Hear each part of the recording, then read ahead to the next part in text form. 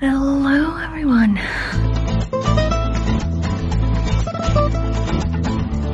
I'm Heather. I'm back for, I don't know if this is quick enough. I honestly don't know. So at the minute, I'm like holed up in a room at work, attempting to do an interview for another job. So my manager did say it was okay for me to come up here. I had to sort of let her know because, well, it's in work time. So when am I supposed to do it? But now I'm sort of just hiding away, waiting for this interview to start. Sort of like, I don't know, like getting nervous about it. Like I think I'm gonna do like some power stances. You know those things like they do at like Tory conventions where they like I don't know, you're supposed to like look big in order to feel big. You know, to like take up physical space in order to feel confident.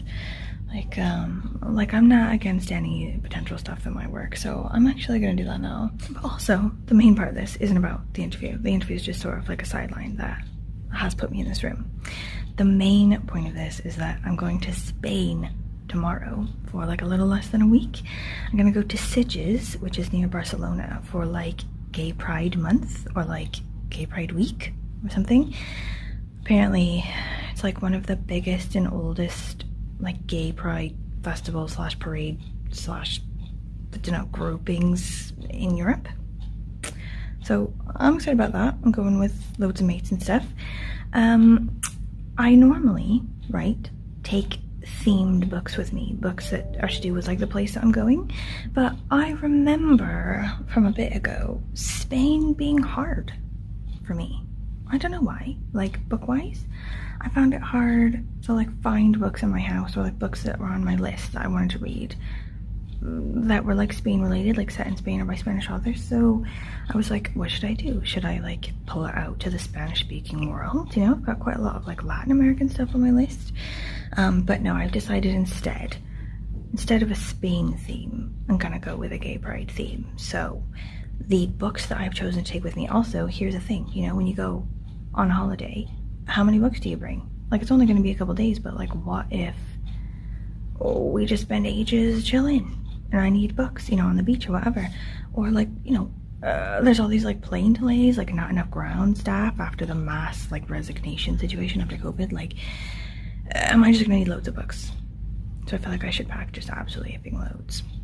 So the first one I'm gonna bring is The Membranes by Ta-Wei. So this is 90s book club for this month and last month. It's also I think like a booktube prize book for this month, which I'm down for. Then I'm also gonna do Jonny Appleseed. That one's by Joshua Whitehead. Okay, and then also A Psalm for the Wild Built. Okay, which I'm pretty excited about for that one. That one's by Becky Chambers. And then I'm also going to download the audiobook for The Twilight Zone by Nona Fernandez. So, like, these are all small books, like novella type books. So I'm also going to bring, I think, a couple like poetry books that I got in Hay. And then that should be good. Like, I'm going on Ryanair, so I can only carry like a really small bag and I can't have any other baggage. So I reckon if I wear all 4 of my outfits layered on top of each other when I get on the plane, I'll be able to fit all these books in my bag.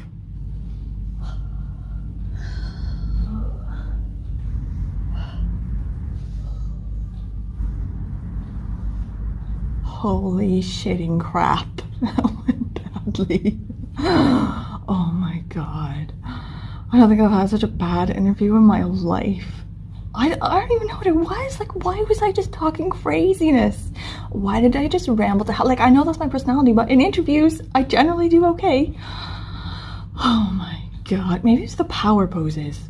Don't do power poses. They make you crazy. They go straight to your mind and make you talk about crazy stuff. Oh my god. I was just on the radio. It was like BBC Wales radio, and like the main presenter guy, like Jason Mohammed, like they were talking about tipping between like America and Britain, and I was like trying to pack my shit. Like, I will talk to you about that in a moment because it's a shit show.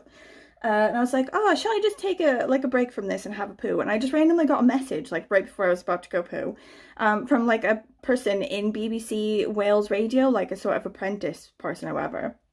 And I was like, is this a scammer? Do they want my money? I just like responded like, okay. And like, if they ask me for money, I'm just going to end it. It's going to be fine. But yeah, it was like an actual real person from BBC Wales. And she was like, I can see that you're an American expat living in Wales. Like, you know, would you mind coming on the air right now? I was like, okay.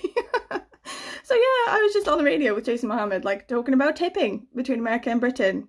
Sort of saying, like, he was sort of saying he finds it crazy that people in America will tip 20%, like, even if the service is bad, or like, even if like the meal experience was bad, will like always like baseline tip 20%. And like a British person was saying, like, my American friends do that and I like hate it. Like, why are you giving them money? They're awful. And I sort of said, yeah, like in America, like that would sort of be my baseline 20%, you know, like, how do you know that the meal experience was awful due to the wait staff, you know, like, what if the chef is like out back smoking, you know, like what if we just came out a really busy time and now that person's slammed, you know, like, I don't know, like you never really know. And also it's their livelihood, isn't it, you know, whereas here I guess they get paid like a proper amount just from the go, you know, to sort of support themselves. I guess I'll just keep packing now. What a weird day. It is a weird ass day. Absolutely. Thank you, Mary. Lovely to talk to you. What a great call. Heather is on the line. Good morning, Heather. Hiya. Hey, good morning to you, Heather. Do you tip? I try to. I have to sort of check with my mates all the time in Cardiff now because I never really know if I'm supposed to or not, and I feel weird sort of not doing it. This is like my situation with the packing, right? Like, this bag is the exact dimensions of a bag that is needed for Ryanair, right? And that's all I can have. So that one has to go in there. So when I take Rover out, it fits fine. So are they going to be like, you can't hold Rover, Rover has to fit in the bag? And if so, what the F am I going to do? Or should I just not take the trouble and not bring Rover? But, oh God, like, I'm 34 years old and I do not have a problem saying to people that without, like, a cuddling friend, I can't sleep. I don't have my husband, I don't have my kid while I'm in Spain. I need a Rover. I'm not going to lie to you. Like, I'd rather not have toiletries. And I've, like, already scaled down the toiletries. And this bag is so big, I'm not gonna lie to you, because of so many books. Like, I'd rather have no clothes and no toiletries and just have Rover and a shit ton of books. Like, is that, like, gonna work or not work? Probably not work, right? Oh my God.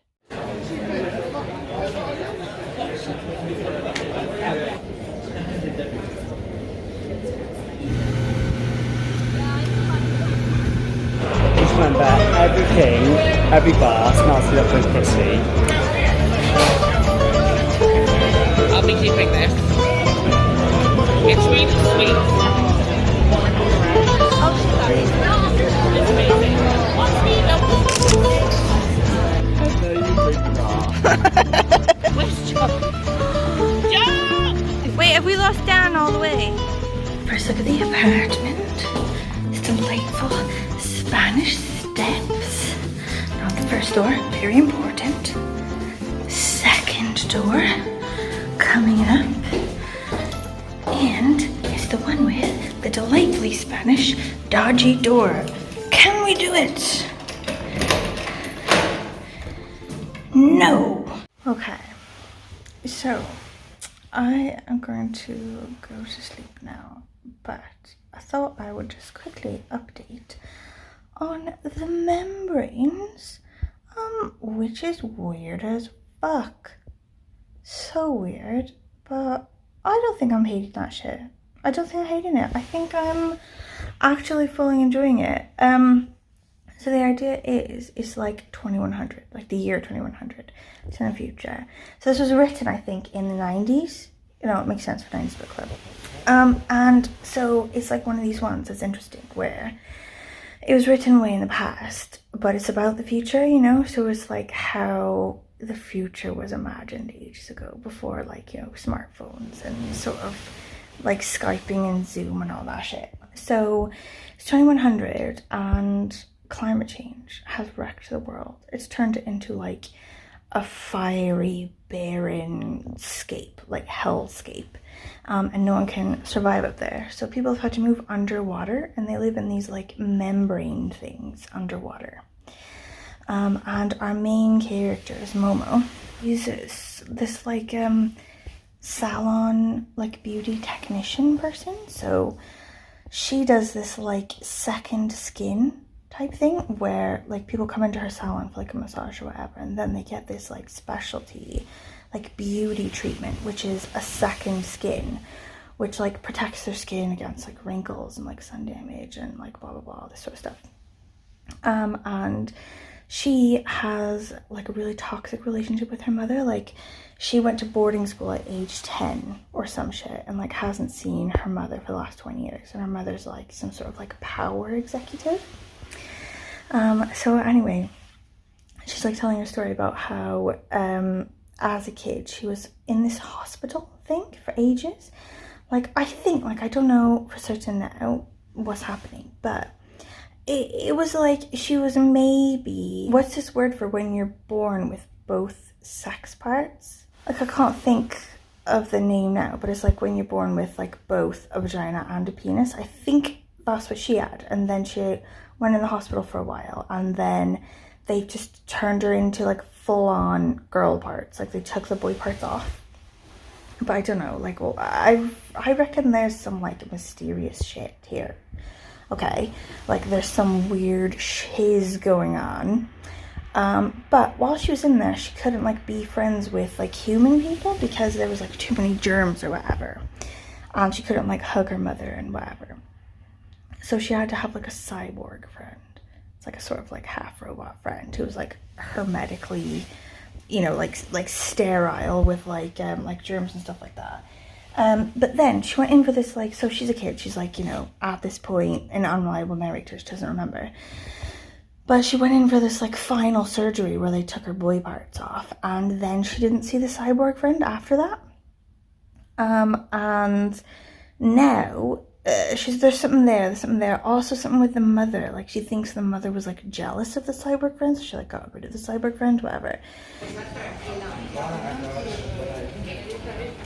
I love supermarkets in other countries.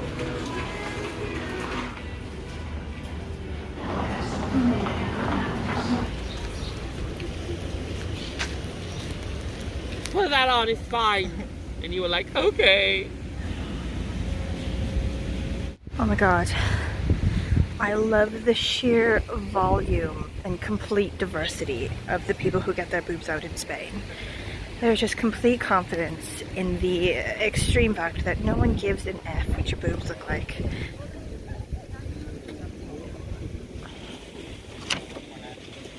Oh my god. I think I just figured out what happened to Andy. Like, I'm gonna give spoilers here. Okay, like big spoiler alert, potentially, if my guess is correct. Okay? I think that Andy was harvested for parts. Like she was a cyborg and they took parts off her and put them into Momo. And that's why she's gone. She's like become a part of Momo. Like I initially thought, oh, it was this big operation or whatever, turning Momo into a cyborg. And I think maybe that's still like a thing, potentially. But I think at least now, Andy has been like turned into parts and stuffed into Momo. Oh my god, this fucking book is wild. It's just... I've been drinking quite a lot now. Like I've been getting pina coladas off this random dude in Lucas on the beach.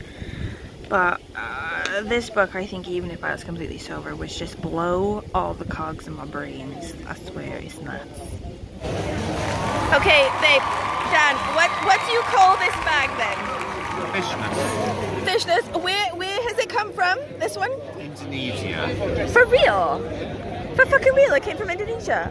It was made in Indonesia. Oh right. I thought you went there, babe. Okay, lovely, beautiful. Where did you get it? eBay. Oh, I love it. Okay. What accessory have you got? Lovely fan. Oh, beautiful. Okay, Joe, that's were you saying it looks like your dad in drag? Pops. Oh, beautiful. Okay, Rowan, what have you got? I've got my hat. Okay, where's this hat from then? Got an airport. Oh fuck, did you just buy it? Yeah, on the way, yeah. Oh, that's clever, you don't have to pack it. Oh, lush, guys. This was a brilliant compilation, this.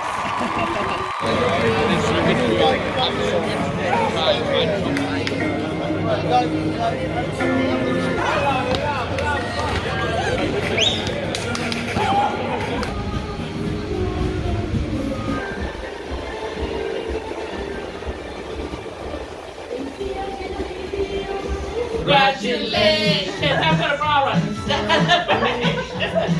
You got the job!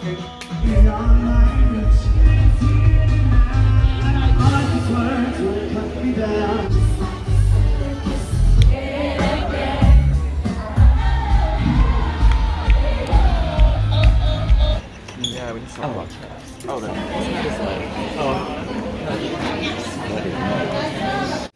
Babe, what are you doing? Sorry, can I ask one question? If we put down 4 the same card, does that... So that's shit. Okay. Okay, Go, go, go. Wait, let me... I'm just He wanted that shit. literally. Okay, wait. 300,000 people along the line. So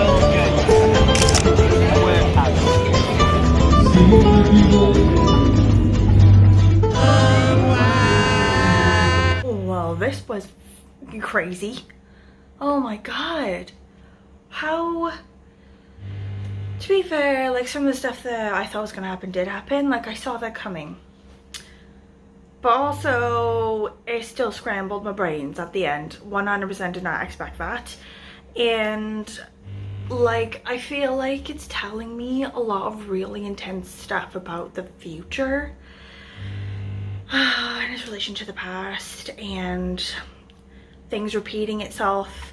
You know, like there's a whole thing in the back about sort of like discussion on the elements in the novel, you know, like queerness in Taiwan and stuff like that. And I'll read that at some point. Like I can't now, I've got to go. But I feel like there is a lot to unpack here, okay? And like sometimes it's a bit annoying and cliche to sort of read things in the past talking about the future, you know, like people talking about like video calls and stuff like that, like, oh, in the future we're gonna video call. Like, I don't know, some of it can be a bit cliche, but other things it can be like, oh yeah, like we knew that was gonna happen, you know, that wasn't a shock. Or like, oh yeah, remember when we thought that was gonna be the worst outcome and it's way worse than that. Do you know what I mean? This book was brilliant. I love this book. There's too much to unpack tonight, too much right now. I have to go. But it'll be interesting to sort of watch Sean and Bert's video about it, like when they do their like 90s book club video. Right, okay, I gotta go. This is always been a friend of mine. Just realised I've done literally no tourist activity on this holiday at all. Done no sightseeing. So there's like a gorgeous church behind me. Can you see it? It looks old and very interesting and gorgeous as F. And I have had no time or interest in going to see that church. Like, I've got like a day left, basically, and I haven't done that. There's also like stuff going on over here, like something interesting by there, something interesting down that end. Like there's like jetties all over the place. Like, I've not done any of that. I've basically drank, ate, slept, read my book on the beach, waded into the water just this entire time, like a week. I'm disgraceful. Ooh, I love me a fake handbag.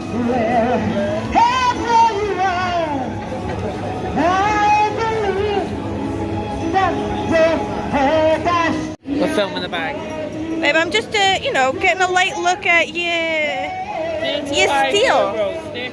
35 this. Knocked down from 50. Talked him down from 50. Yeah, Babe, knocked down you from are 50. fucking fire with this What bag is now. this? I just kept saying 35. 35. 35. Yeah.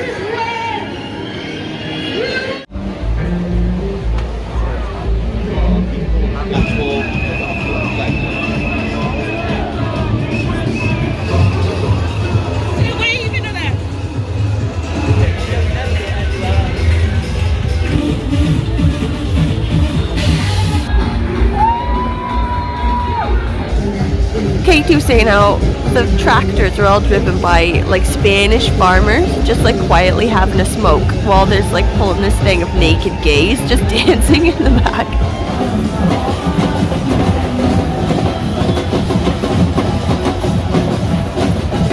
Okay, I've come back. Oh shit. I forgot I have crazy stuff on my face. I've come back now after drinking and watching the ABBA tribute band on the beach, and I realized I still have to pack my shit. It's splooged everywhere. Also, I have to like clean up the flat thing, like take the garbage out and stuff, because there's not really gonna be enough time to do it tomorrow. And I just have regrets. Like, my mates who were in the flat with me, they packed all their stuff at like midday while I was drinking. They are clever and responsible people, and at this moment in time, I want to be them. It's fine. I might need to have a light other drink and maybe some chips and maybe like a sulk, and then I'll get to it. Basically the same hotel that we've had. Yeah, same exact room or higher. Definitely not lower down. So that's £2,000 for 3 bedrooms, for 3 rooms. Yeah, we'll do it. So I booked 3 or 2. That's more then.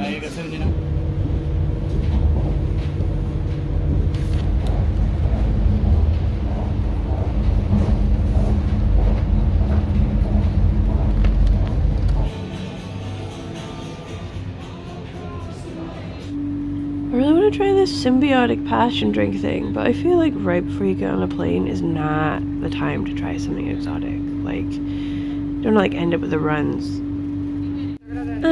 That's a better bet. This too. Can we just quickly talk about this sad moment that I didn't even realize until now? So this is my American passport, right? Look at all these stamps, right? Like years and years of traveling on my American passport, because every time you leave America you need a stamp. Well, I guess not in Canada or whatever, but basically anywhere else. With my British passport, I was able to go to Europe without any stamps or anything, because it was part of the Union. So my British passport is like a virgin, because there's nothing in it. But sadly, now I have 2 Barcelona stamps in it. It is no longer a pointless piece of shit. Due to Brexit, every time I come to Europe, I now need a stamp. It is no longer a virgin. Just a dirty girl. Yellow, your favorite. Oh, you said they were expensive, but you got them anyway, Ju? Yeah. Oh, good girl.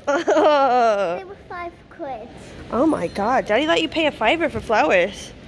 Oh, it's definitely love. Okay, I'm here. I'm home. I've go to the office today. Despite being full of the world's most horrendous cold. Like, it's all up in here, it's all up in here, it's all up in here. I can't breathe. I thought, you know, maybe as an extra gift, it would be COVID and I could, like, not go to work today. But no, it's not. It's not COVID. It's just a cold. Right? I'm so happy for that, because obviously COVID's awful. Anyway, I thought I'd just say quickly on the plane, I finished off these guys here. Zen Cymru by Peter Finch and Strange Animals by Emily Vanderploeg. These are the poetry books that I bought on Hay and thought, oh, I'll just top up my novel selection. Zen Cymru was okay. I'll give that 3 stars. It wasn't as amazing as I thought it would be. Like, at Hay, I was reading through it and I was like, oh my god, this is gonna be my bag for sure. But then actually it really wasn't. Like, there were a couple like really good ones. There was one about like shopping in IKEA. Also, like, I always like in poetry books, I always like fold back the corners of the ones I really like so I can like go back and look at them again. There's one about the Chelsea Hotel, which was like had like elements of like Americans at 4th of July, like a river, you know, like, I don't know, like, I can't explain it properly, but it's really good. And also there was one that took place in Barcelona, the Miro minibar, and it like completely like 100% captured Britain's on holiday, and I really enjoyed it. But overall I'd say 3 stars. Like, the rest of them I didn't really like, they were okay. And then this one I thought was better, but really I only connected with like the 3rd section of it. So it's got like 3 sections. The first 2 sections, like, they were okay, I was like into that. But then the 3rd section, like, I like ticked almost every single one. Like, there's another one of like Britain's on holiday, like in the sunshine, like these northerners, like pink and like prone in the sun. There's also like ones about sort of dating. There's like a dating apps one, like called Woman Seeking Man 2842. That was really good. There's also one about a woodlouse on the bathroom floor. Anyway, I 100% enjoyed that one. I'm gonna give that one 4 stars, even though the first 2 sections I wasn't really into. Yeah, those are don'ts. I appreciate those. The other 2 novels I brought, I didn't get to, and that's good, because I would have had to then finish them off now, and I wouldn't be able to start on my booktube prize situation, which is dire at the minute because I haven't started that yet. This is still not saying COVID. God. So I'm going in the office. Thank you for watching this. If you've gotten this far, if you have any questions for me, any thoughts at all, please let me know. Give me a comment. Did you read these books? Did you like any of them? Did you hate them? Have you been to Barcelona or SITGES? Have you been to Pride in Spain? Because that was an eye-opening experience that I fully enjoyed. Have you been on holiday this year? How is traveling after COVID? Also, did you get COVID or a stinking cold on the plane? Because I feel like that's back. Anyway, thanks for watching. I'll see you next time. Goodbye. Goodbye.